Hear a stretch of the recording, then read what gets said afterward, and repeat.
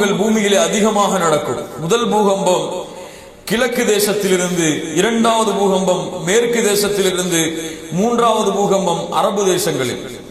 மதீனாவிற்கு கிழக்க உள்ள தேசத்திலேயும் மேற்கு தேசங்களிலேயும் ஜசீரத்துல் அரப் அரபுடைய பிரதேசங்களிலும் 3 நிலநடுக்கங்கள் பூகம்பங்கள் பூமியிலே மக்களை ஈர்த்து கொள்ளும் அளவிற்கு மிக அதிகமான நிலநடுக்கங்கள் ஏற்படும்.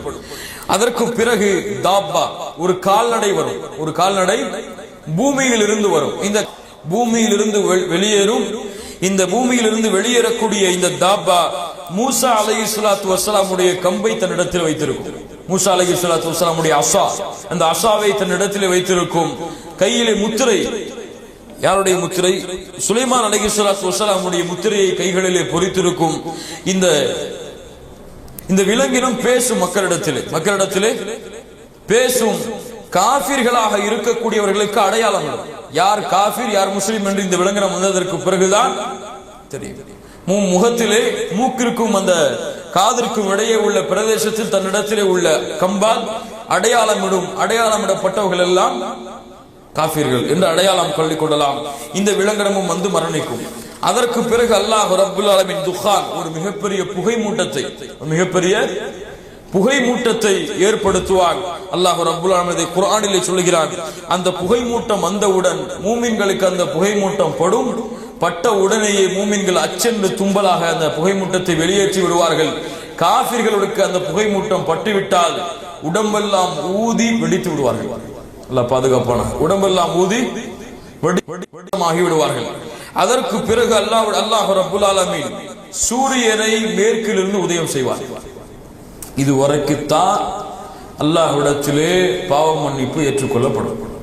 இதுவரைக்கும் தான் செய்த பாவங்களுக்கு குற்றங்களுக்கு ஈமானுக்கு பாதுகாப்பு கிடைக்கும். சூரியன் உதயமாகி விட்டால் முடிந்தது. அல்லாஹ்வுடைய தூதர் ஸல்லல்லாஹு அலைஹி வஸல்லம் சொன்னார்கள், லா தகூமு ஸஆ ஹத்தா தத்லுஅ அஷ்-ஷம்ஸு மின் மக்ரிபிஹா. கிழக்கு மேற்கிலிருந்து சூரியன் உதிக்காத வரை மறுமை ஏற்படாது. ஃபைன் தாலத் ஃபராஹ அன்-நாஸு ஆமனு அஜ்மஊன். மக்கள் எல்லோரும் அந்த சூரியன் மேற்கிலிருந்து உதிப்பதை பார்த்தால் ஈமான் கொள்வார்கள். எல்லோருமே ஈமான் கொள்வார்கள். அல்லாஹ் ரப்புல் ஆலமீன் சொல்லுவதை பாருங்கள், லா யன்ஃபஉ நஃப்ஸன் ஈமானுஹா. அவங்களுடைய ஈமான் எந்த பலனையும் கொடுக்காது.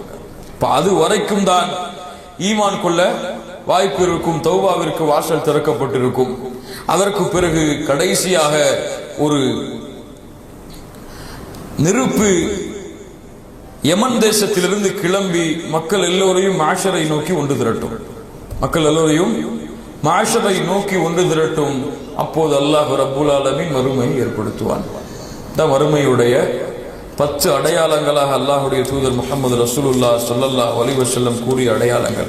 கண்ணியத்துக்குரியவர்களே, இந்த 10 அடையாளங்களும் இந்த சமூகத்திற்கு மிக சமீபத்தில் இருக்கிறது. ஒவ்வொரு அடையாளங்கள் நடந்துவிட்டால் அடுத்தடுத்து அல்லாஹ் ரப்புல் ஆலமீன் மறுமையை ஏற்படுத்துவதற்கு ஆயுத்தமாகி விடுவான். அதற்கு பிறகு சூர் ஊதப்படும். மக்கள் எல்லோரும் மரணிப்பார்கள். இரண்டாவது சூர் ஊதப்படும். மக்கள் எல்லோரும் அல்லாஹ் ரப்புல் ஆலமீனுக்கு முன்னால் ஒன்று கூட்டப்படுவார்கள்.